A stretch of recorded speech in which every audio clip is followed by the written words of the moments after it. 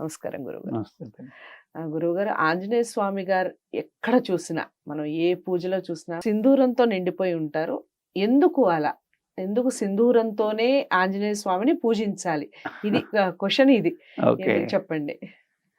ఈ సింధూరం అనేటువంటిది దీనికి ఒక గాథ ఉందమ్మా రామాయణంలో. హ్మ్. మీకు దీనికి సంబంధించి మీకు తెలియాలంటే మీరు ఎప్పుడన్నా మోదుగ పూలు చూసారా? మోదుగ పూలు చూసే ఉంటానండి. మోదుగ పూలు ఎలా ఉంటాయంటే, హ్మ్.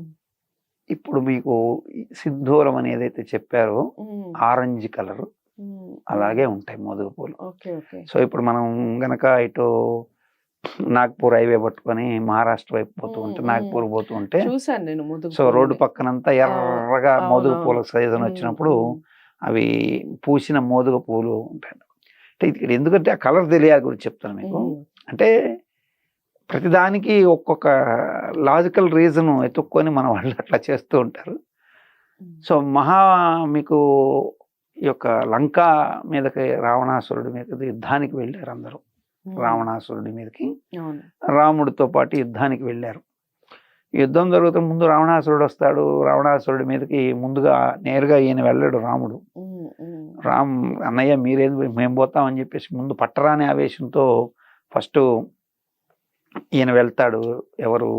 మన నీలుడు వెళ్తాడు. నీలుడిని కొట్టివేస్తే అగ్నిలాగా కాల్చిస్తే ఆయన అగ్ని అంశతో పుట్టాడు కాబట్టి అతనికి మంటలు రాకుండా రక్షింపబడతాడు. తర్వాత ఈయన వెళ్తాడు ఆంజనేయ స్వామి. ఆంజనేయ స్వామిని కూడా ఆంజనేయ స్వామి ఒక గుద్దుతాడు ఆయన్ని నెత్తి మీద. అంతటి ఆ హనుమ దెబ్బ తిని కూడా రావణాసురుడు తూలి నిలబడి, ఎంత గుద్దుతావరా అని చెప్పని అని అంటే, నా మీద నాకే అసహ్యం వేస్తుంది, ఇంత గుద్దితే కూడా నువ్వు బతికేవు కదా రాదవా చెప్పి వదిలేస్తాడు. సో ఆ తర్వాత మరలా ఆంజనేయ స్వామిని ఆయన గుద్దితే ఆంజనేయ స్వామి పడిపోతాడు. ఆ రావణాసురుడి దెబ్బకి మూర్ఛిల్లుతాడు కొంతసేపు. సో ఆంజనేయ స్వామి కూడా పడిపోతాడు. ఆ తర్వాత మరలా లక్ష్మణస్వామి వెళ్తాడు. లక్ష్మణస్వామి కూడా బాగా యుద్ధం చేస్తాడు. ఆయన్ని కూడా అట్లాగే కొడతాడు. అప్పుడు ఆఖరణ రాముడు వెళ్ళి యుద్ధం చేయబోయే ముందు మళ్ళీ ఆయన లేచి ఆంజనేయ స్వామి యుద్ధాన్ని ఆయన స్వల్ప మాత్రమే వెంటనే లేచేసి, ప్రభువు మీరు ఒక్కరే ఆయన రథం మీద నుంచి యుద్ధం చేస్తుంటే నువ్వు కింద కూర్చొని యుద్ధం చేయడం ఏంటి? ఇలా కాదు, మీరు నా వీపు మీద కూర్చోండి, నేను మూపును కూర్చుంటే నేను కొంచెం కాయం పెంచుతాను, కనీసం రావణుడు రథం వెళ్తే చెప్తాను, అప్పుడు మీరు యుద్ధం చేయండి అంటాడు. ఇది రావణాసుడు ఊహించడు. రాముడు నేల మీద ఉన్నాడు కాబట్టి బాణాలు ఇచ్చి ఎట్టబెట్టితే కొడుతుంటాడు. సరే ఆంజనేయ స్వామి చెప్పినటువంటి సలహా నచ్చి రాముల వారు స్వామివారి యొక్క పైన వెక్కి కూర్చుంటాడు. కూర్చున్నప్పుడు విజయోత్సవం, అందుకే ఇప్పుడు హనుమంతు వాహనం అక్కడి నుంచి వచ్చింది మనకి. రాముడు తెలియక చాలా మంది ఇక్కడ తప్పు ఎక్కడ చేస్తారంటే, రావణ వాహనం హనుమంత్ వాహనం పెట్టినప్పుడు తప్పేమి కాదు, కాకపోతే నిజంగా పెట్టాల్సింది ఏంటంటే అక్కడ రాముల వారిని ధనుర్బాణాలు పెట్టినట్టు ఊరేగిస్తే చాలా ఔచిత్యం ఉంటుంది అందులో. ఎందుకంటే ఆయన అలా బాణాలు పట్టుకొని కూర్చుంటే ఈయన అటు ఇటు ఊగుతూ చేశాడు. సో అయితే ఇప్పుడు మన వాళ్ళు ఏం చేస్తారంటే హనుమత్ వాహనం పెట్టి సీతారాముల్ని పెట్టేసి లక్ష్మణ స్వామిని కూడా ఎక్కిచ్చేస్తారు. సో అలా చేస్తుంటారు. సరే, అయితే ఈయన ఎక్కి యుద్ధం చేస్తున్న సమయంలో రాముడు వేసే బాణాల దెబ్బలు తట్టుకోలేక ఈయన ఏం చేస్తా అంటే ఆంజనేయ స్వామి ముందు పడేస్తే కానీ రాముడు కింద పడిపోతాడని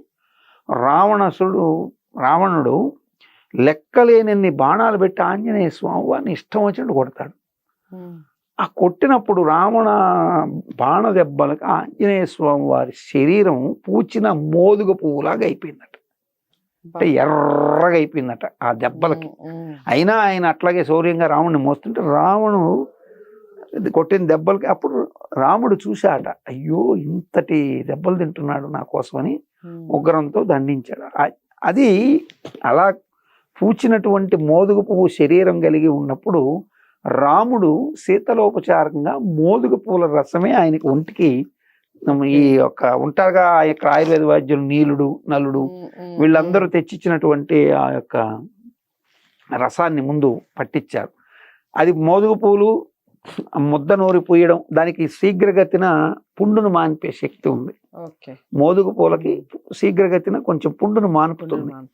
సో ఆ మోదుగు పూలు నూరిన గంధం పూయడంతో ఈ మోదుగు పూలు శరీరం లాగా దెబ్బలతో ఉన్నది ఇంకొంచెం ఎర్రగా ప్రకాశించిందట. సో ఈ కథని విన్న వాళ్ళు ఎవరో ఆంజనేయ స్వామి వారికి అలా సింధూరం పూసుకుంటూ వచ్చారు.